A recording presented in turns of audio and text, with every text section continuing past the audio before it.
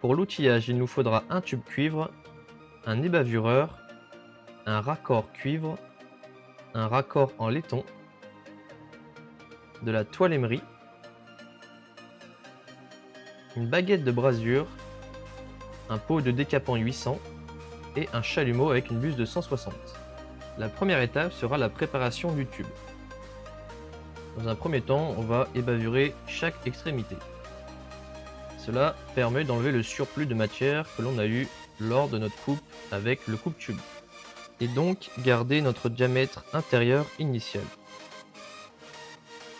La seconde étape de préparation sera le nettoyage du tube et des raccords. Il faut nettoyer chaque extrémité du tube.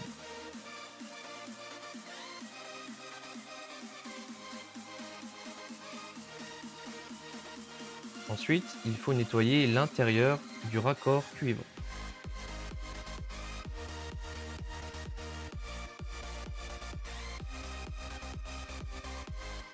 Il faut ensuite nettoyer l'intérieur du raccord en laiton.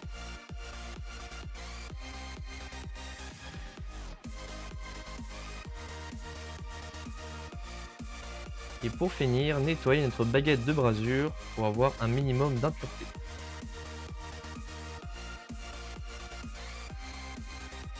Je vais maintenant réaliser ma brasure sur tube cuivre. Pour cela, je vais emboîter mon tube dans mon raccord. Je vais le serrer doucement dans l'étau pour ne pas le déformer. Ouvrir les bouteilles d'oxygène et d'acétylène du chalumeau. Ouvrir ensuite la petite vanne pour faire sortir l'acétylène et serrer le détendeur jusqu'à 0,5 bar. Fermer l'acétylène et ouvrir la petite vanne d'oxygène. Et en serrant le détendeur, régler l'oxygène à 1,5 bar. Maintenant, vous êtes prêt à réaliser la brasure.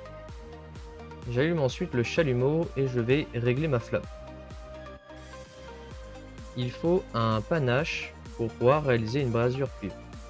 Je vais maintenant commencer ma brasure sur tube cuivre. Pour cela, je vais chauffer dans un premier temps mon raccord au niveau de l'emboîture. Il faudra chauffer notre tube bien à rouge comme sur la vidéo. Une fois que mon tube est à température, je peux poser ma baguette de brasure dessus et elle fondra toute seule.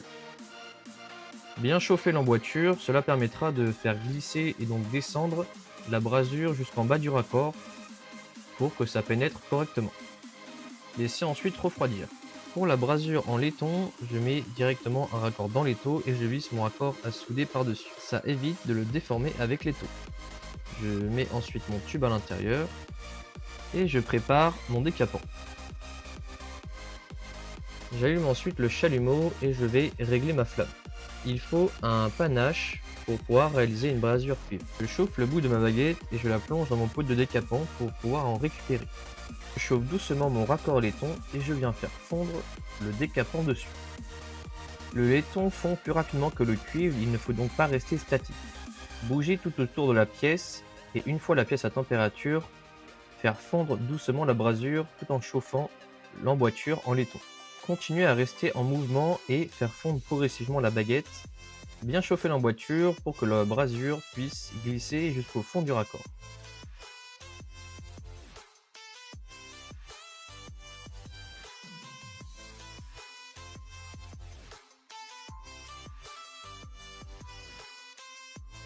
Après refroidissement de la pièce, je vérifie l'extérieur de mes brasures.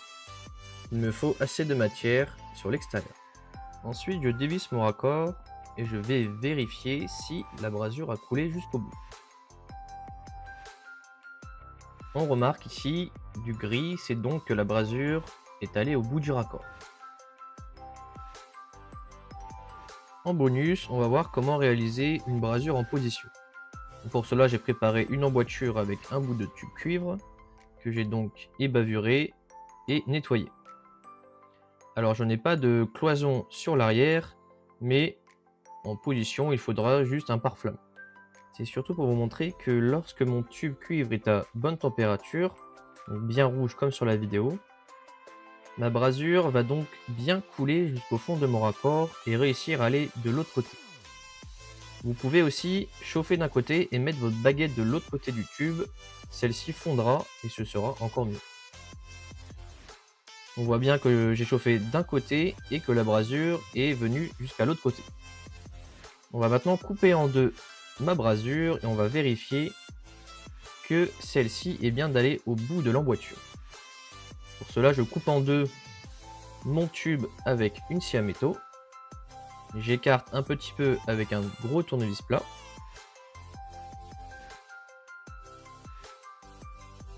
Et je finis d'aplatir mon tube avec un marteau à garnir en tapant le tube sur l'étau.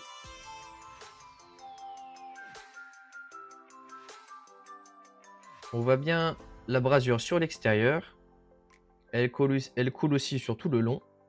Et on voit bien à l'intérieur qu'il y a du gris, donc elle a coulé jusqu'au bout de l'emboîture. Dans la prochaine vidéo, on verra ensemble comment réaliser une brasure tendre. Merci d'avoir suivi la vidéo, tu peux t'abonner et laisser un like.